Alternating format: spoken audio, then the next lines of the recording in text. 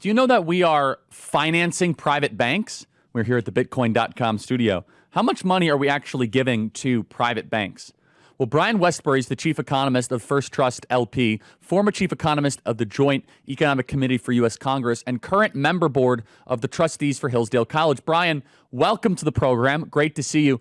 Brian, why don't you educate our audience on how the Fed is receiving hundreds of billions of dollars? I'm not even quite sure how this all works. All I understand is that the U.S. taxpayer is funding private banks. So build it all out for us.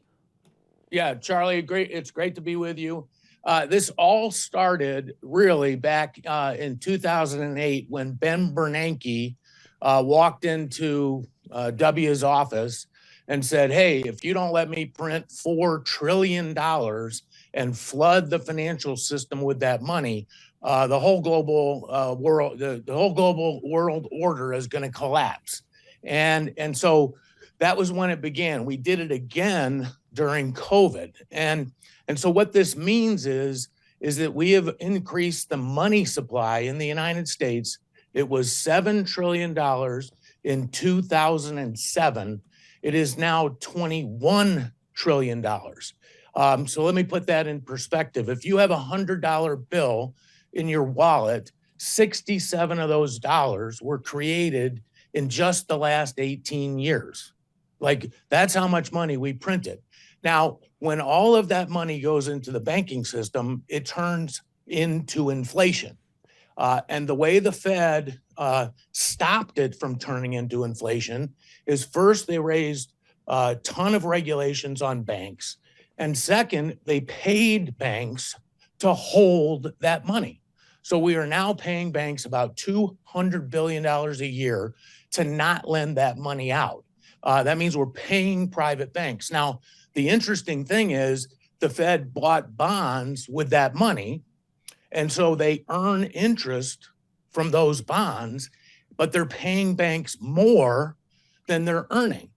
In other words, the Fed is losing. Last year, they lost about $80 billion, and the taxpayers funded that. And we used that money to pay banks. If we stop this, think how much we could lower the deficit. Over a 10-year period, it would be $2 trillion. So is Congress then financing this loss? And if so, where in the budget is this money? Yeah, they play sleight of hand with this, Charlie. It's crazy. The Federal Reserve has an account that they call a deferred asset. So normally, before all of this change, the Fed owned bonds, but they didn't pay banks, and they made money every year. And so then they would give that money to the Treasury at the end of the year. Now, with them losing money, they have what's called a deferred asset, which is the craziest term I've ever heard. It's a negative account. I don't know how they're paying their employees. I don't know how they're keeping their lights on, because if you run a private business in a deficit, you either have to raise more equity or debt or something in order to pay to keep the lights on. And so my belief, and the Fed won't really tell you this, is that they're borrowing money from the Treasury in order to keep the lights on. In Britain, the UK, they did the same thing. And now they're kind of caught because it's raising their deficit, but at least they're accounting for it the right way. We don't. We hide it. And so I can only imagine that Elizabeth Warren doesn't understand that we're paying private banks $200 billion a year, because I think she'd have a cow if she knew that. She hates banks. And so this is the most amazing, insane policy I've ever seen. And yet we're doing it. Right. But if it's the Fed paying the banks $200 billion a year, there is not necessarily a through line from the Treasury to the Fed. Can't the Fed just create the money by lowering interest rates? I guess the question is, the money has to be appropriated at some point of origination. So walk us back. Right. So the Fed is paying the private banks. Who is giving the money to the Fed? The Treasury Department? Yeah. Well, okay. So there's two things going on here that are separate.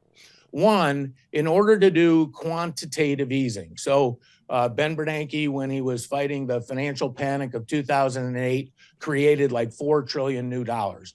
Jerome Powell, and literally created out of thin air. Jerome Powell did the same thing during COVID. So we have created $8 trillion more of Fed balance sheet that turned into $14 trillion more of M2, which is all our checking accounts. So the Fed literally creates this money.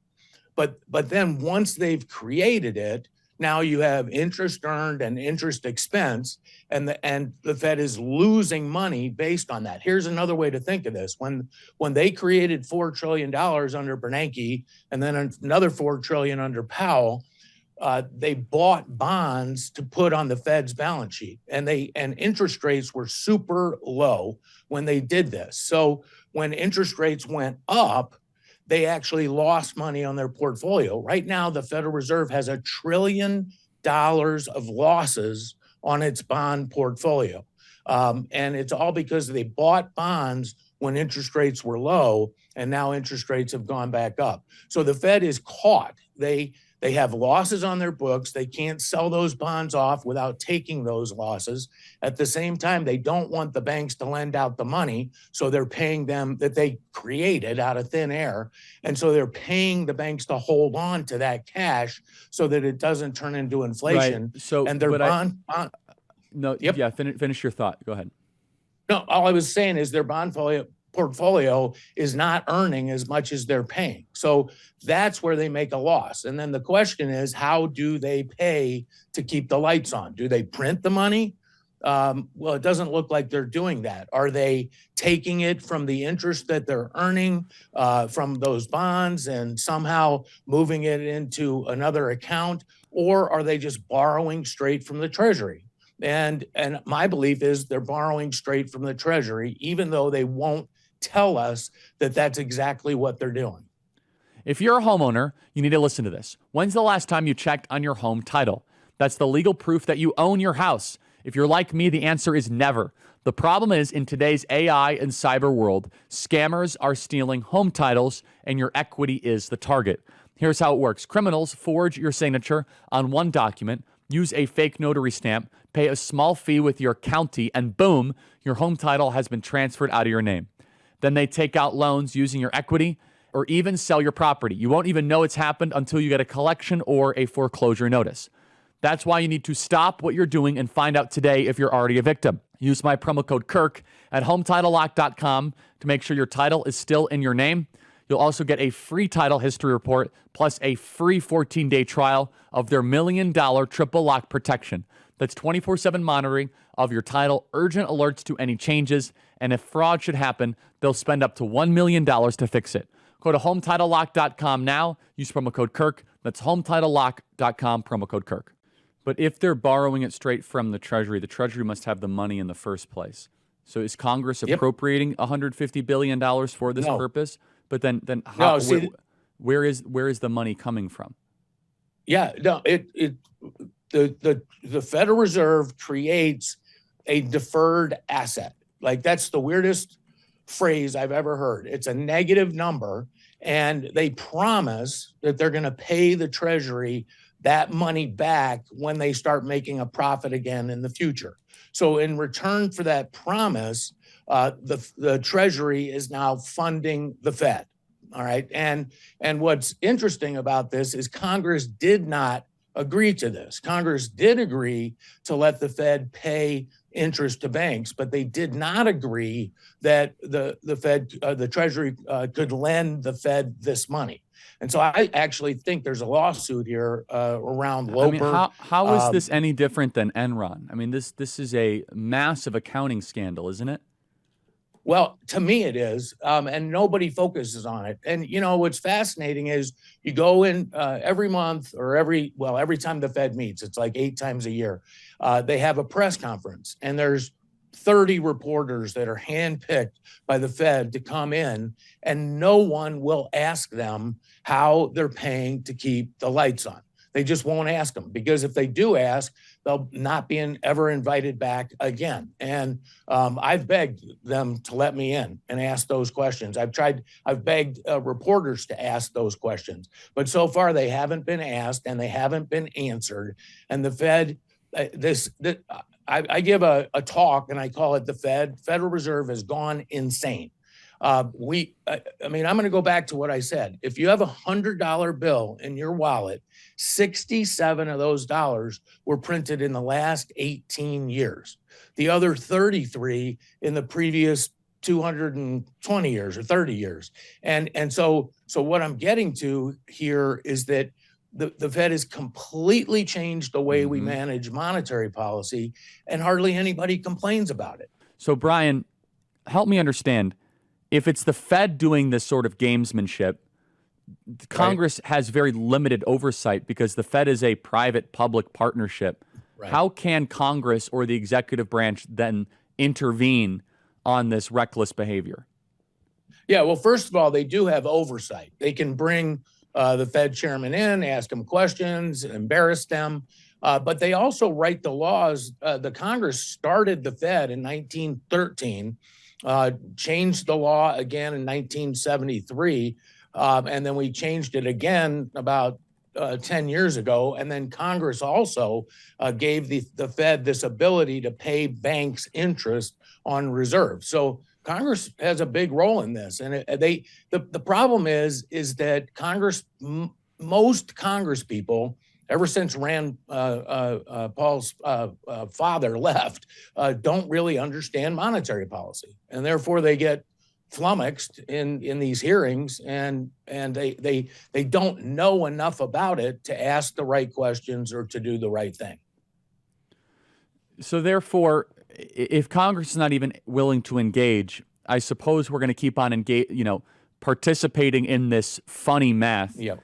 And is there anything preventing the Federal Reserve from another capital influx of created trillions of dollars? And how much money do we actually get an audited look at the Federal Reserve ever? No, we haven't.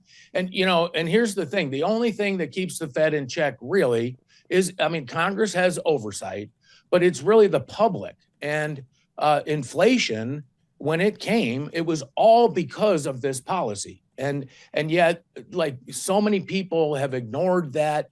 When you explode the money supply like they did during COVID, especially, that's where inflation comes from. You print so many dollars that the value of the dollar goes down. People say pizza costs more, and I'm a geeky economist, and I say to them, your pizza doesn't cost anymore. Your dollar buys less because we printed too many of them. And so now what's happening is every member of the Fed, especially the chairman, they're politicians.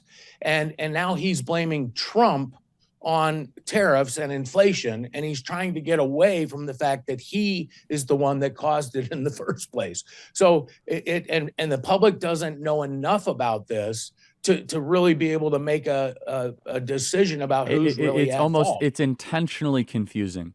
It's now Main Street's turn. Let's play cut 139. For the last 4 decades, basically since I began my career in Wall Street has grown wealthier than ever before, and it can continue to grow and do well. But for the next 4 years, the Trump agenda is focused on Main Street. It's Main Street's turn. It's Main Street's turn to hire workers. It's Main Street's turn to drive investment. And it's Main Street's turn to restore the American dream. Yep. Brian, final thoughts. Yeah. So, if you just look back at COVID, supposedly, gosh, all the arguments were COVID hits the lower class more than the upper class and certain groups of people more than others. And so we have to fix this and make things more equal. So we ended up running these massive budget deficits. We ended up printing all of this money. And what happened was the exact opposite of what they said was going to happen. If you had assets, if you owned equities, if you own a house and inflation comes along and they print all this money, you win. If you don't have assets, you get crushed. And so I hope that Scott in that quote and the Trump administration really does find a way to keep the Fed from ever doing this again. And in fact, I think they ought to shrink the Fed quite a bit and take away the power. We didn't even talk about the fact that the Fed somehow is able to fund climate change research. The Chicago Fed is doing work on lead water pipes. I'm like, and they have a community development office. I mean, they're they're out of control. And all these regional banks are spending money they don't have to do things that they shouldn't be doing. They have nothing to do with climate change. They have We have the EPA for lead water pipes. Why is the Fed involved in lead water pipes? We got to answer. They need to answer all those questions. All right. Thanks. Great to be with you, Charlie. Excellent work. Thank you so much. Thank you. Thank you.